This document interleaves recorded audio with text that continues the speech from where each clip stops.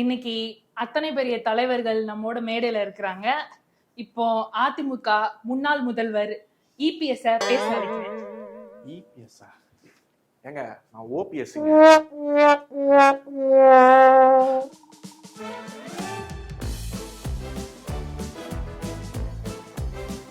அன்புள்ளம் கொண்ட பெரியோர்களே, அன்புள்ளம் கொண்ட தாய்மார்களே, கொக்கு மீனை திங்குமா இல்லை மீன்தான் கொக்கை திங்குமா? ஐயா போதும் நீங்க பேசுனது, அங்கிட்டு போய் உட்காருங்க.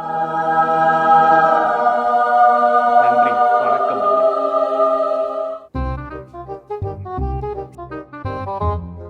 ஆக ஆளுநர்களுக்கு அதிக அதிகாரம் வழங்கும் பிரிவு 361 நீக்கப்படும். உச்ச நீதிமன்றத்தின் கிளை சென்னையில் அமைக்கப்படும்.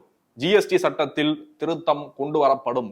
ஆக பெட்ரோல் டீசல் விலை குறைக்கப்படும். எனக்கே போயிட்டு வர செலவு அதிகமாகும். தேசிய நெடுஞ்சாலையில் உள்ள சுங்கச்சாவடிகள் முற்றிலும் அகற்றப்படும். இருங்க, அப்போ உங்க கண்ட்ரோல்ல இருக்கிற மாநில நெடுஞ்சாலைகளுக்கான சுங்கச்சாவடிகளையே இது வரைக்கும் ஒண்ணும் பண்ணலையே. வாயை திறந்தால் சுடுறதெல்லாம் வெறும் வடை. அதாவது வாய்க்கு வந்தபடி எல்லாம் பேசப்படாது. எதா இருந்தாலும் நியாயமா பேசணுமா இல்லையா? பொது சிவில் சட்டம் கண்டிப்பாக, நிச்சயமாக, உறுதியாக கொண்டு வரப்படும். ஐயா மாத்தி சொல்லிட்டீங்க. அச்சோ, தப்பா சொல்லிட்டேன். பொது சிவில் சட்டம் கொண்டு வரப்படாது.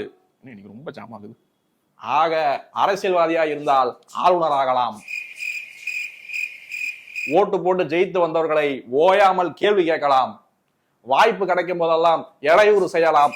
ஆக தேர்தல் நேரத்தில் பதவியை ராஜினாமா செய்து மீண்டும் அரசியல்வாதியாக ஆகலாம். ஆக ஆள கொடுங்கடா. அரசியல்ல இதெல்லாம் சாதாரணமாப்பா.